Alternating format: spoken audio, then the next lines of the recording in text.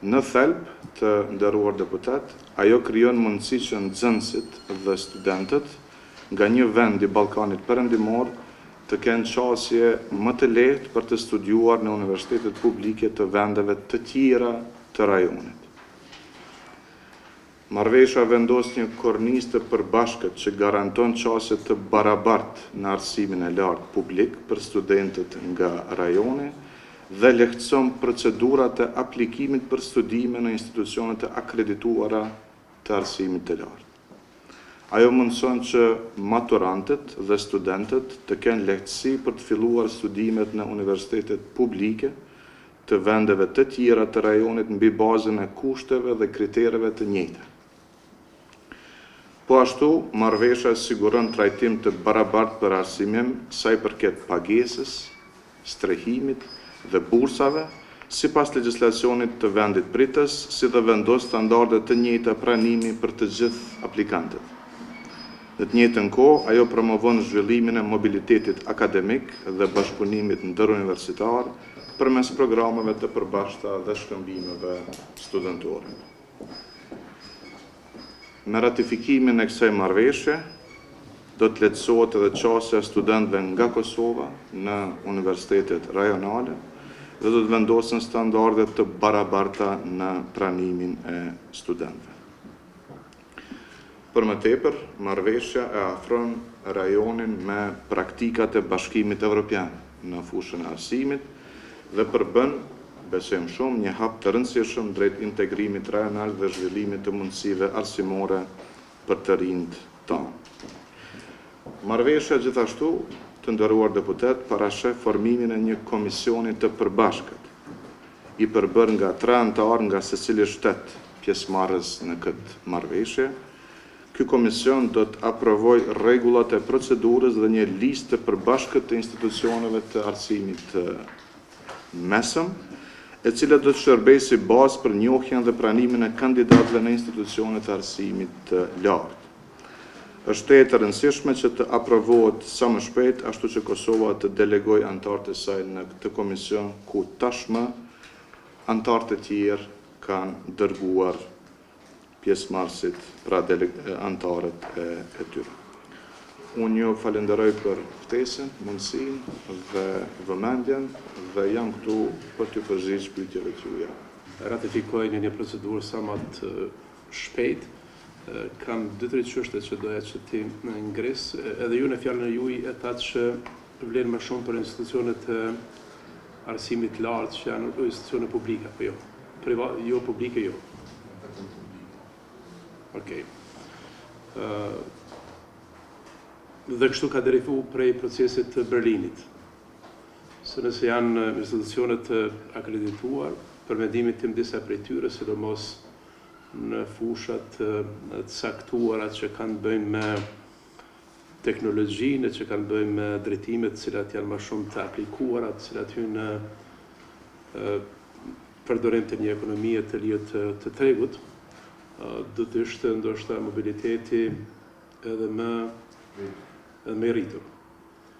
Po nëse kështu ka qenë menduar prej fillimit, është më se mirë se ardhën, është më se domosdoshme, po si e tillë është shoh pak problematike, se nëse institucionet e arsimit lartë kanë bartës publik dhe jo publik, të dy palët janë të akredituar me kushte dhe me standarde të njëjta në një vend demokratik ku institucionet shihen si pjesë ekonomisë së lirë të tregut, do duhet të ishin edhe këto jo publike. Prandaj duhet që ta kemi një mendim të juaj se a mund të rritet, a mund të zgjerohet, dhe së dyti që ndoshta te kalon natyrën të marrëveshjes, a mund ne ta përdormi një projekt ligjsh të tillë, një marrëveshje të tillë rajonale që në Tallmend kemi edhe student, të cilët janë student të huaj jashtë Ballkanit Perëndimor. Mund të jetë kjo platformë që ne në Tallmend kemi një mobilitet akademik për studentët të cilët vinë në një vend i cili është në një fazë të caktuar të integrimit në Bashkimin Evropian dhe mund të jetë më atraktiv se sa vetë vendet BE-s. Faleminderit nderuar deputat Hoxha. Po.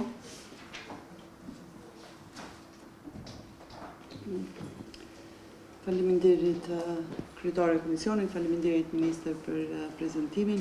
Natyrisht është një marrëveshje të cilën e mbështesim edhe i japim përkraje të plotë me besimin edhe shpresën që sa më parë të ratifikohet edhe në kuvend, për shkak se krijon lehtësi për të gjithë studentët e shteteve të Ballkanit Perëndimor që të regjistrohen në kushte të barabarta me shtetasit e vendeve ku do të bëjnë studimet. Siç besoj në njëri, ne edhe aktualisht kemi marrëveshje bilaterale me Shqipërinë, por jo vetëm, për kuota të rezervuara dhe mundësi të regjistrimit të studentëve. Sa i përket institucioneve publike të arsimit të lartë jo publike, do të thotë edhe ato nuk është të kufizuar, por është në diskrecion të institucioneve që të pranojnë student të vendeve të tjera. Dhe aktualisht që flasim, ne kemi student nga Kosova që vijnë studimet në universitetet të ndryshme në Shqipëri, Maqedoni të Veriut dhe tjera, dhe anasjeltas student nga këto shtete që vijnë studimet në institucionet jo publike të arsimit të lartë, në kolegjet tona, pra nuk është ndaluar. Por me këtë marrëveshje krijohen lehtësi të shumta edhe në bashkëpunimin akademik, por edhe të studentët, që nënkupton se ata trajtohen si të barabartë me studentët e shteteve vendase. Për te i kësaj, inkurajon edhe bashkëpunimin akademik, që do të thotë se mund të vazhdohet edhe me programe të cilat lehtësojnë ose janë në interes të përbashkët të shteteve dhe vetëm sa për informat në raport me studentët nga vendet tjera, jo vetëm të Ballkanit Perëndimor, Universiteti i Prishtinës tashmë ka programe në fakultetin juridik ku zhvillon ligjëratat në gjuhën angleze dhe ku kemi student nga vendet të ndryshme të botës. Natyrisht ministri mund të shtoj më tutje, por marrëveshja specifikisht largon gjithë procedurat formale, ngarkesën edhe qasjen jo të barabartë të këtyre vendeve të rajonit, andaj natyrisht ne japim mbështetje në flokë. Faleminderit deputeta. Dikush tjetër? Po, deputeta Ona. Faleminderit shumë, faleminderit ministër për prezantimin. Normalisht që kjo është njëna prej marrëveshjeve tepër të dobishme për gjithë sistemin e arsimit, për shkak se krijon lehtësira dhe është një hap përpara drejt integrimit evropian edhe integrimit të arsimit edhe krijimit, heqjes së barierave që kanë universitetet edhe shkollat në Ballkanin Perëndimor. Gjithsesi, është pak paradoksale qysh për shembull programet evropiane krijon lehtësira edhe për shkëmbim. Për shembull programi Erasmus+ i heq të gjitha barierat që kanë universitetet mes veti dhe i përkra si ato publike dhe ato private dhe të gjitha shteteve, jo vetëm të Kosovës. E këtu nëse ato ekskludohen është pak paradoksale sepse krijon një barierë të panevojshme.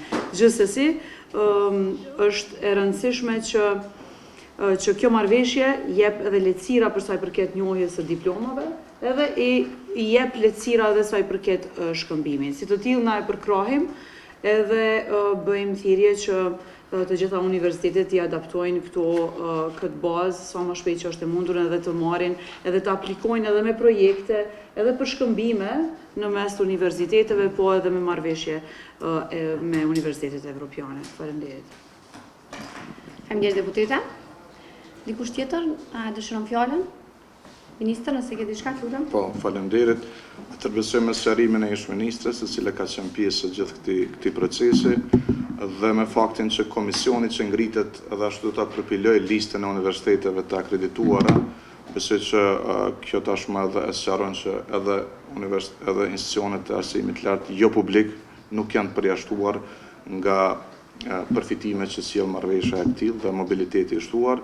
Ndërsa për çështjen e dytë që ngritet, unë besoj që po në parim do të synojmë që ta kemi edhe këtë ndërlidhje që kjo platformë e përbashkët, kjo mobilitet që po krijohet mes vendeve të Ballkanit Perëndimor të jetë një lloj lehtësuesi edhe për studentët ose prurje të studentëve nga vendet e tjera, po kjo do të jetë ndoshta pjesë edhe diskutimit këtij komisioni që do të merret me lehtësimin e kësaj marrëveshje për të pa edhe aspektet e tjera, qoftë në programet e Bashkimit Evropian, qoftë në mundësinë e sjelljes shfrytëzimit të këtyre parimeve për të sjellë studentët dhe nga vendet e tjera, ndërsa këtë dia kishëm ne kështu pyetje konkrete që u ngrit.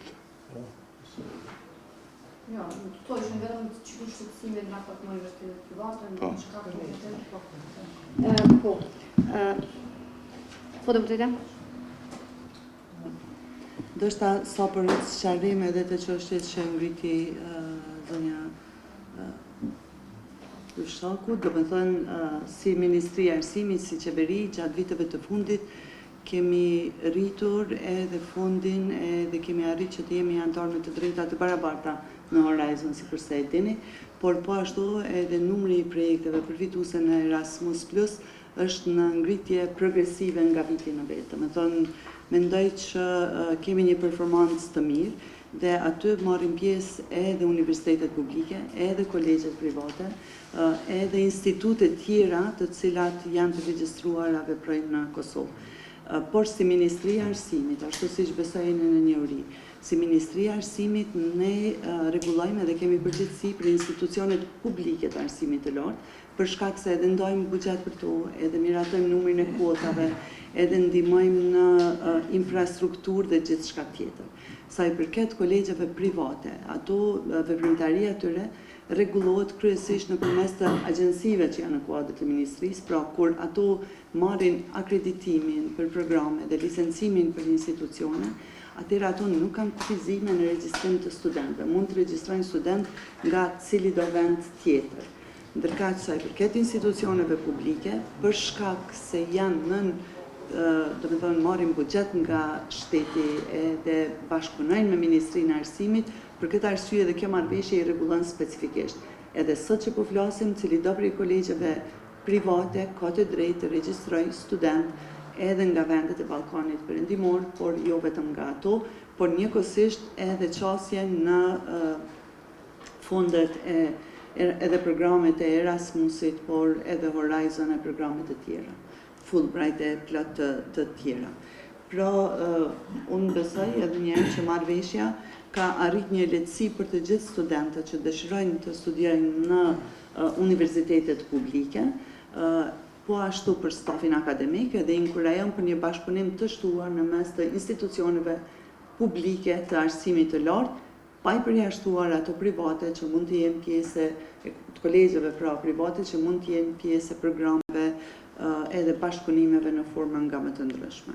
Ratifikimi i kësaj marrëveshje anon kupton me automatizëm njohjen e kualifikimeve, diplomave apo vazhdon prapë procesi i nostrifikimit të diplomave, qoftë për universitetet publike apo edhe për këto kolegjet private.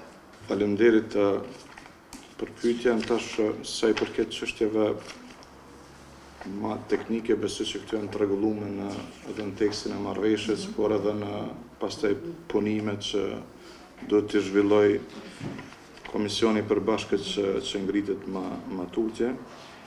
Unë nuk jam shumë i sigurt për momentin për t'ju dhënë përgjigje të saktë në këtë pyetje, po besoj se shumë shpejt mund t'ju njoftoj edhe me shkrim lidhur me këtë çështje. Nëse nuk ka ndonjë koment të shtesë, atëherë unë po e hedh në votim projekt ligjin. Kush është për?